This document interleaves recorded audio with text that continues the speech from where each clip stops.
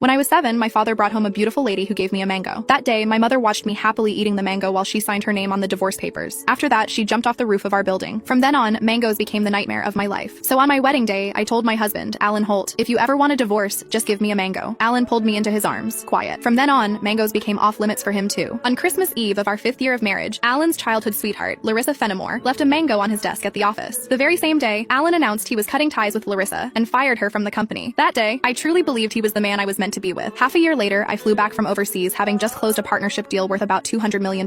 At the celebration dinner, Alan handed me a drink. After I had finished half the glass, his so-called childhood sweetheart, the woman who had been kicked out of the company, stood behind me with a big grin and asked, "Does the mango juice taste good?" I stared at Alan in disbelief, and he was trying hard not to laugh. "Don't be mad. Larissa insisted I played a little joke on you. I didn't actually give you a mango. I just gave you a bottle of mango juice." But I think she's right. The fact that you don't eat mangoes is a real problem. You were really enjoying that juice just now. My face went cold. I lifted my hand and threw the rest of the mango juice in his face, then turned around and walked away. Some things are never a joke. I wouldn't kid around with mangoes or divorce. Ms. Mendez, your stomach condition flared up again because of stress and emotional triggers. If there's something you really don't like to eat, you mustn't force it down again. The next time might not just be a stomach ache. We might have to remove part of your stomach. Stay in the hospital for observation for 1 day and contact your family as soon as you can. When I heard the doctor say that, I went completely quiet. For the sake of a new project, I had been overseas for 39 straight days, working day and night, and I finally made it back in one piece. I never expected that at the celebration dinner, 1 glass of mango juice from Alan Holt would land me right in a hospital bed. Out of habit, I tapped open my pinned chat, typed 2 words, and then realized something felt off. Looking closely, I confirmed that it was Alan Holt. He had just changed his profile picture. Now it was a green mango. While I was staring blankly at the chat window, Alan's call came through. He sounded cold. "I'm already home. Where are you?" I said nothing. Any other time, I would soften my voice and act like a spoiled little girl with him. But tonight, I honestly didn't know what to say. Alan sounded annoyed. "Myra, how long are you planning to keep this up? I'm at the hospital." Alan went quiet. He had never shown much interest in my health. He would never have guessed that 1 glass of mango juice from him would send me straight to the emergency room. "Stay put at the hospital. I'm coming over right now." I didn't want to deal with him, but my body was so weak that I didn't feel like moving at all. Time dragged by. The doctor came in to check on me 3 different times, and Alan still didn't show up. Right before I went to sleep, I glanced at my phone one last time and saw Larissa Fenimore's new post on her social feed. "Every time I get hurt, my knight in shining armor shows up. I'm so lucky." The picture under it was a shot of Alan putting a bandage on her. Larissa's profile picture was a yellow mango. It was pretty, but it made me sick. Alan and I had known each other for 10 years, and he had always known exactly where my bottom line was. After so many years in business, he also knew perfectly well how to keep a proper distance from other women. But now, he kept crossing that line again and again. In that case, our marriage and the newest project I had negotiated no longer needed to exist. I had closed a $200 million